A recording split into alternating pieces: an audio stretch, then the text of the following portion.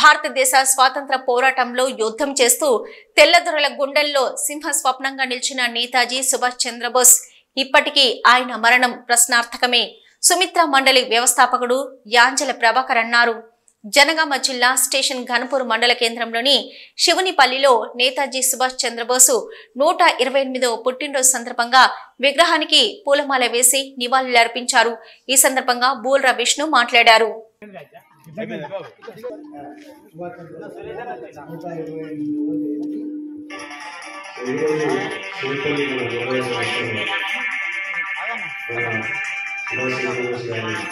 నాకు 10 నిమిషాలు అయిపోయింది. హలో హలో నా అయిపోయింది. ఒక శివన్పల్లి ఓకే ఓకే ఒక్క 5 నిమిషాలు. లెసన్స్ లో వాళ్ళందరికీ కూడా క్లియర్ గా పాఠాలు అనేది బోధించి ఆయన అడుగుజాడలో అందరూ ప్రతి ఒక్కరు కష్టపడి ఎటువంటి ఇబ్బందులు వచ్చినా కానీ ఎదుర్కొని ధైర్యంగా ముందుకు నడవాలనేది సార్ యొక్క జీవిత సాత్విక్.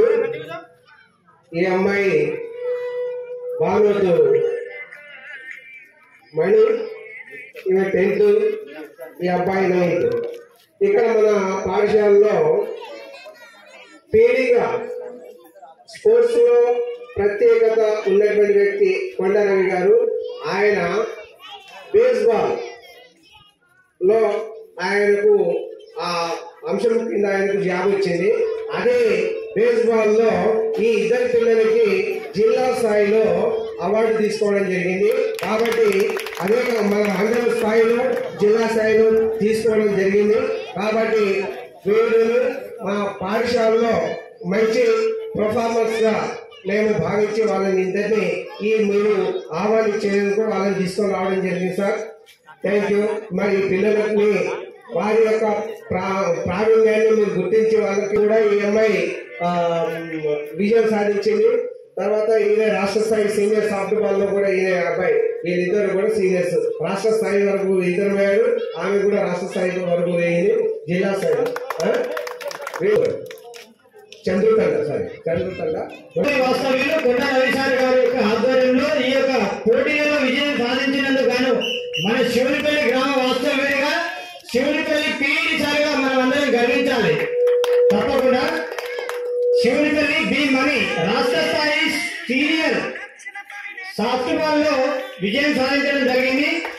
మరియు ఎన్ సాత్విక్ రాష్ట్ర స్థాయి సీనియర్ సాఫ్ట్బాల్ 1 చంద్రతండ సాత్విక.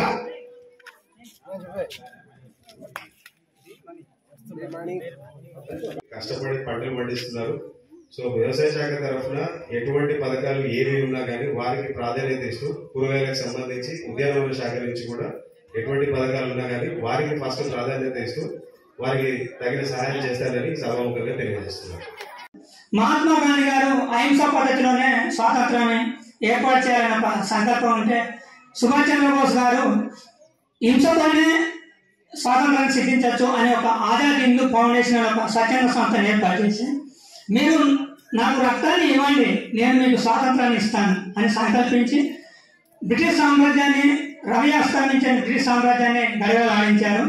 దురదృష్టవశాత్తు 1945 సంవత్సరం 2వ ప్రపంచ యుద్ధంలో విమాన ప్రమాణంలో చనిపోయాడని అంటారు, కానీ అతడు ఇప్పటికి కూడా అతని యొక్క మరణం అనేది మిస్టరీగానే ఉంది.